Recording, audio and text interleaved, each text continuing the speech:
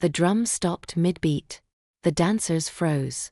And before the village priest could finish lowering the marriage cloth onto Lara's shoulders, her own mother stepped out from the line of women and spoke a curse so terrible that the air thickened above the wedding compound. Even the wind held its breath. The bride stood with her hands still clasped at her waist, white beads still trembling on her forehead, and watched her mother's mouth shape the words she had prayed for 19 years she would never hear. Around them the celebration dropped into a silence so complete that it seemed to have a weight of its own.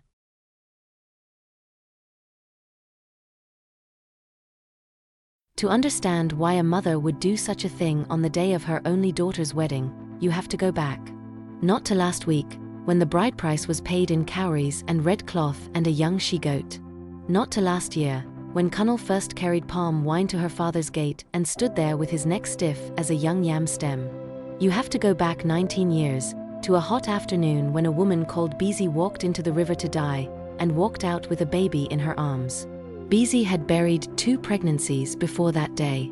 The first one came too early and left her hollow, a small dawn loss she did not even have the chance to name. The second she carried for 7 full moons, and then it stopped moving inside her. The midwives who came afterwards did not speak. They only washed her, and covered the small still thing in white cloth, and carried it away under the cover of dusk. Her husband Tund sat outside their door for 3 nights with his head between his knees and did not eat. After that, Beezy stopped going to the market. She stopped greeting her neighbors. She walked through her own life like a person who had been emptied out and not refilled, and the village watched her, and the village did not know what to say. On the day she went to the river, the sky was the color of beaten brass, and the air smelled of dry grass and approaching rain. She did not tell anyone where she was going. She tied her wrapper twice around her waist, knotted it tight as if it could hold her body together, and walked down the narrow path between the cassava farms. The path felt longer than it had ever been. Brown grasshoppers leapt sideways out of her way. A bird called once from somewhere above her and did not call again. She did not look up at it.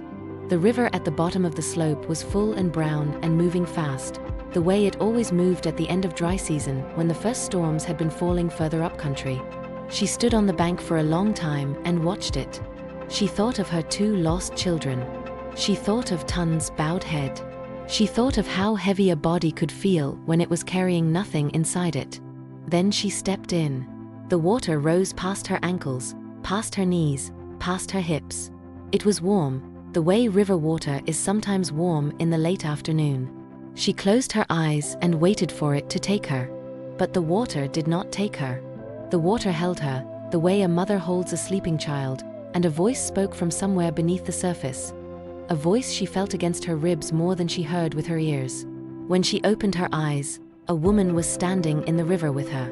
The woman wore a wrapper that was almost cloth and almost water, and her hair hung long and wet down her back, and tiny silver fish moved in it slowly, as if the hair itself were a current. She was beautiful in the way certain old trees are beautiful, calm, ancient, and not entirely safe. In her arms, she carried a basket made of woven river reeds. Inside the basket was a baby girl, sleeping, with one tiny fist pressed against her mouth, and a faint mark like a curled river on her left ankle. The river woman did not say her own name. She only said the child was a gift, and a gift required a price, and Beezy must listen carefully because the price would be spoken once and remembered forever. The woman's voice was not unkind. It was the kind of voice that had been speaking in this river since before the village had a name, since before the first man cleared the first farm, since before the first child of that lineage had drawn its first breath on the bank. She told Beezy that the child was hers to raise and to love. She told Beezy the child would grow tall and clever and good. She told Beezy the child would learn to laugh and to cook and to walk on her own 2 feet, and that no one in the village would ever guess where she had come from. But then she told Beezy the price. On the day this child took a husband, on the day the marriage cloth touched her shoulders, Beezy must speak a curse over her. The river woman taught Beezy the words. She made Beezy say them 3 times until they were carved into the inside of her mouth. She told Beezy that if she failed to speak the curse on that day, the river would rise and take the child, and Beezy and Tund, and every soul in the village. The water would come up the slope and not go back down. Beezy walked out of the river with a baby in her arms and a curse in her chest, and from that day she carried both of them at once. The first thing she did at the top of the slope was sit down on the dry red earth and weep into the soft, sleeping head of the child. She wept for a long time. She did not know yet whether she was weeping with joy or with terror, or whether those two things had ever been different. They named the child Lara, because the name was small and round and easy to love. Tund wept the first time he held her, the kind of weeping that makes a man look 10 years younger because so much grief has been carried out of him at once. The neighbors brought small gifts of yams and palm oil and clean cloth. They asked no questions about the baby's eyes, which were a darker brown than any baby's eyes had a right to be, or about the mark on her left ankle, which was the shape of a small river that twisted on itself. Some things in a village are simply not asked, and Bizi was grateful for that village habit, more grateful than anyone knew. The old midwife who came on the third day to tie a small thread around the baby's wrist held the child for a long moment in her thin arms, looked down once at the ankle, looked up once at Bizi, and said nothing at all. She tied the thread, accepted a calabash of palm wine, and went home through the late evening light without looking back. Lara grew. She crawled, then walked, then ran. She learned to grind pepper on the small stone at the corner of the compound, and to fetch water from the village well, and to braid her own hair when her mother's hands were busy with cassava. She was a quiet child, but not a sad one. She laughed often, especially at the chickens. She loved the rain. She loved bright cloth and small bright stones.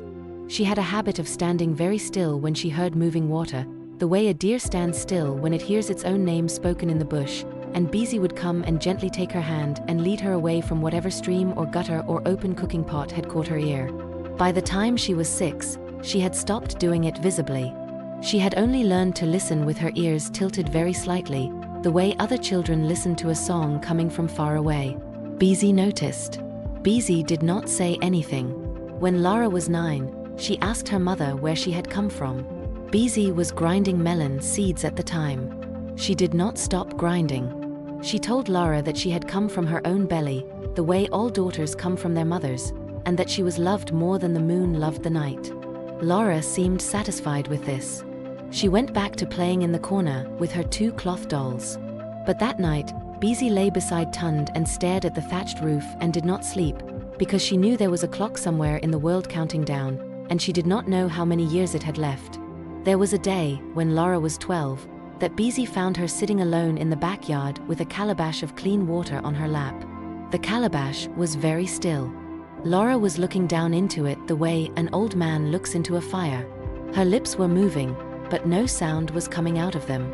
Bizi crossed the yard in 4 quick steps and lifted the calabash out of her daughter's hands, and the water sloshed once and went still. Lara blinked up at her, surprised. She said she had been singing. Bizi asked her what song. Lara could not remember. Bizi poured the water onto the dry ground and watched it disappear into the earth, and that night she slept badly.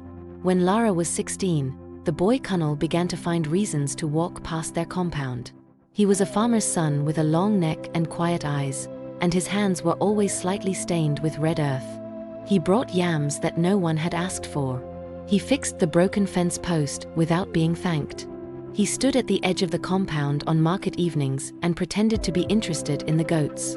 Lara noticed him. Tund noticed Lara noticing him. Bizi noticed Tund noticing, and her stomach turned to cold water inside her. For 3 years, Bizi found small ways to keep the wedding from happening. She fell ill at the first hint of a betrothal and had to be cared for. She lost the wrapper that had been set aside for the bride price ceremony. She quarreled, gently and pointlessly, with Kunnel's mother over a matter of sweet potatoes. She knew she could not stop the day forever. She only wanted to push it further into the future, the way a person pushes a heavy thing across a floor with the last of their strength, knowing the wall is coming. At night, she dreamed of the river. In the dream, the river had no bank. It was simply everywhere, soft and brown and rising past the cassava farms, past the goat shed, past the open mouth of her own front door, and she would wake up reaching across the mat for Lara without remembering she had stood up to do it. One night, in the 3rd year, when she could no longer push, Bizi went to see a wise woman who lived alone at the far end of the village. The wise woman's name was Yemi. Her hut was small and dark and smelled of dried herbs and cold ash and something faintly metallic. Yemi had no teeth and very long fingers. Her hair was the color of unspun cotton, and her right eye was milky from age. She heard things in silence that other people did not. Bizi sat on the woven mat opposite her and told her, for the first time in 19 years, what had happened in the river. Yemi listened. She did not interrupt. When Bizi finished, Yemi lit a small pinch of dried leaves in a clay dish and watched the smoke as if it were writing something across the dim air. She told Bizi the truth about the curse. She told her the river woman had not given her a cursed child. She told her the curse was a key. The child belonged half to the river and half to the dry land, and on the day of her wedding the two halves would have to choose. If Bizi did not speak the curse, the river half would win, and the river would take everything. If Bizi did speak the curse, the river half would die, and Lara would become fully mortal, bleeding, aging, breakable, hers. The curse was not a punishment. The curse was the cutting of a rope. Bizi sat very still. She asked Yemi if Lara would be hurt by the curse. Yemi said yes. In the moment of the words being spoken, the child would feel as if she were drowning on dry land. But the moment would pass, and after that she would be only a woman, only her mother's daughter, only Kunal's wife. Bizi asked Yemi what the river would do afterwards. Yemi looked at her for a long time before she answered, and then she said the river would be quiet for a while, and then it would begin to wait again. Some prices, she said, are paid in one generation. Others are paid in cycles. Bizi did not ask what she meant. She walked home through the dark with her hands cold and her chest full of stones. She did not tell Tund. She did not tell Lara. She passed the rest of that night beside her sleeping daughter, watching her face by the light of a small clay lamp, memorizing each part of it. The small mouth, the long lashes, the soft rise and fall of breath under the wrapper, the mark of a tiny twisted river on her left ankle, which would soon, she knew, be gone. The wedding day arrived the way wedding days always arrive, slowly and then suddenly. Drums were tied. Goats were slaughtered. The compound was swept twice, until the red earth was hard and smooth as the surface of a clay pot. Women came from 3 villages with calabashes balanced on their heads, their wrappers in every color the eye could hold: saffron, indigo, pepper red, the deep green of plantain leaves. The smell of jollof rice and roasted plantain rose into the morning air, layered with the smoke of the fire and the sweetness of palm wine waiting in long-necked clay jars. Small boys ran between the legs of the elders carrying messages they could not have explained if asked. Lara was dressed in white and gold. Her hair was braided high and wrapped with red coral beads, and her ears carried small brass discs that caught the light each time she turned her head. She looked, Bizi thought, like something that had been waiting all along to step out of an old song. Before the sun had even climbed over the goat shed, Bizi heated water in the big black pot and bathed her daughter herself. She rubbed scented shea into Lara's shoulders. She combed coconut oil through her hair. She rubbed the small mark on Lara's left ankle with her thumb, the way she had done 1,000 times in 19 years, as if she could memorize the shape of it through her skin. She did not speak. Lara did not speak. Some mornings between mothers and daughters do not need words, and this was one of them, although neither of them yet knew exactly why. Kunal stood in the center of the compound in his green wrapper, and his eyes did not leave Lara's face from the moment she walked into the open. The drumming began, slow at first, then steady, then full and bright. The young women clapped. The old women ululated until the air shook and the dust rose. Children peered through the legs of their parents to see the bride step forward. The priest, an old man with a bone-white beard and a long staff hung with small white shells, walked forward with the marriage cloth folded over both his arms, his pace slow and even, the shells whispering with each step like a small distant rain. Bizi stood at the edge of the dancing women. Her wrapper was wine-colored. Her face was painted with the soft ochre marks of a mother giving away a daughter. She smiled, the way a mother is supposed to smile. She danced 2 careful steps, the way a mother is supposed to dance. Inside her chest, the curse was beating like a second heart, hot and tight and counting. She watched the priest lift the cloth. She watched it hover above her daughter's shoulders. She thought of Yemi's smoke. She thought of the river. And she did the only thing left for her to do. She stepped forward. She raised her hand. And in a voice that did not sound like her own, a voice that had been waiting in her throat for 19 years, dry and steady and old, she spoke the curse. She said, "May the river never know your name." The compound did not move. The drums had stopped without anyone telling them to. Cunnel's mouth opened, but no sound came out. Tund reached for his wife's arm and missed. The priest's hand froze in the air, with the marriage cloth still hanging from it. And Lara, with the red coral beads still trembling on her forehead, looked at her mother for the first time in her life as if she had never seen her before. Then Lara made a small sound, like a person stepping into very cold water, and her knees folded under her. She did not fall. The priest caught her elbow with surprising speed for an old man. A thin line of blood appeared at her left nostril and slid down her upper lip. Her eyes turned, for one long second, the color of river silt, and then turned brown again, plain brown, daughter brown. Her ankle burned where the small twisted river mark had always been. Later, when she looked, the mark was gone. Her skin was smooth. Her skin was only skin. Somewhere very far away, beneath the village, beneath the cassava farms and the path Beezy had walked 19 years before, the river that had been faintly humming all of Lara's life went quiet.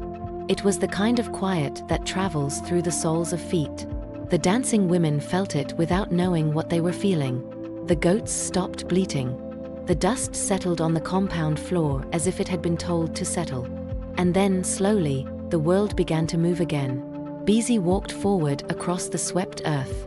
She lifted her daughter's chin with 2 fingers. She kissed her on the forehead, and she whispered something into her hair that no one else could hear. Lara's eyes filled with tears, and then with understanding, and then with a kind of love that does not have a name in any language. The priest, his hands still shaking a little, lowered the marriage cloth at last onto her shoulders. Cunnel stepped forward and took her hand. The drums, after a long pause, began again, softer at first, almost shy, and then full and bright, as if they too had decided that the dangerous moment had passed. They were married before the sun reached its highest point. The feast was eaten. The palm wine was poured. The old women ululated until their voices cracked. And nobody in the compound, not Tund, not Cunnel, not the priest, not the dancing women, ever asked Beezy what curse she had spoken or why. Some things in a village are simply not asked, and the village knew, in the deep wordless way villages know things, that this was one of those. That night, when the compound was empty and the lamps had been put out and the drums had been packed away in their goatskin bags, Beezy sat on the small stool outside her doorway and looked towards the path that led down to the river. She did not walk down that path. She had not walked down that path since the day she came up it with a baby in her arms. She did not intend to ever walk down it again. The path stayed dark and narrow under the late moon, lined with the same dry grasses, the same low cassava heads, the same brown grasshoppers beginning to hum in the night air. Tund came and sat beside her on the bench. He did not ask. She did not explain. He simply put his hand over hers, the rough farmer's palm covering the small worn one, and they sat together until the moon climbed past the roof of the goat shed and the village dogs began to settle for the night. Lara and Cunnel lived. They built a house at the other end of the village, far from the water, on the dry slope where the soil was rocky and stubborn and grew nothing but yams and resilient children. Lara grew older the way other women grew older. She bled the way other women bled. She laughed often. She loved the rain, but she no longer stood still when she heard it. The mark on her ankle never came back. When she walked past streams, she heard nothing at all, and she was glad of the silence. Once, a young girl from the next compound asked her if she would teach her how to walk so straight, the way Lara always walked. Lara laughed and said she walked like a woman whose feet belonged to her. The girl did not understand. But Lara did, and she held the laugh inside her chest for a long time afterwards. The first time Lara felt her own first child move inside her, she sat down on the swept earth in the middle of her compound and wept. Cunnel came running, thinking she was hurt. She told him, in a voice that came up shaking from the bottom of her chest, that she could feel her child the way other women felt their children, that her child was not floating in something silver, that her child was solid and warm and hers. Cunnel did not understand what she meant, but he held her, and he did not ask, because he had married into a family where some things were simply not asked. Beezy grew old. Her hair turned silver one slow strand at a time, the way smoke turns the underside of a thatch roof. She held her grandchildren on her knees and told them stories about clever tortoises and stubborn goats and birds who sang only at night, but she never told them the story of the river woman. She never told that one to anyone, not even Tund, not even on the long slow night she finally died, with her hand wrapped tight around Laris and her breath as small as a moth in her chest.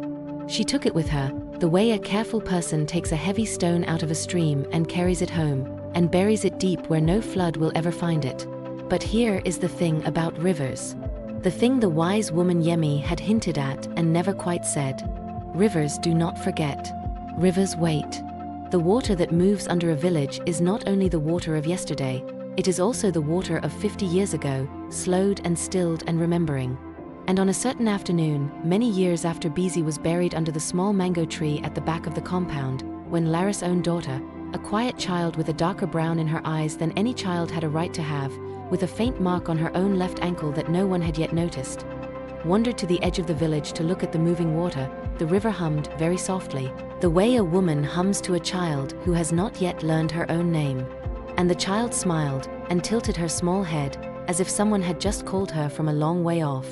Some say Lara saw her in time. Some say she came running through the cassava farms with her wrapper loose at her waist and her heart in her mouth, and pulled the child back from the bank by the wrist, and held her so tight the child cried, and that the family moved deeper into the village that same year and never spoke of the afternoon again. Some say there was no curse left in any mother's mouth, by then, that could cut a second rope. Some say the river had only been remembering, the way the old remember, with no power left to act on the memory. Some say the river had patience the way mountains have patience, and that patience is the cruelest power of all. The story does not say which version is true. The story only says that the river is still there, that it still moves brown and slow under that same slope, that a single white feather sometimes drifts across its surface and is gone before anyone can name the bird it came from, and that on certain afternoons, when the sky is the color of beaten brass and the air smells of dry grass and approaching rain, the women of that village do not let their daughters walk down to fetch the water alone. Not because they remember the story. They do not remember the story. They only feel, in the soles of their feet, that the ground there is listening. And they call their girls home before the sun goes down.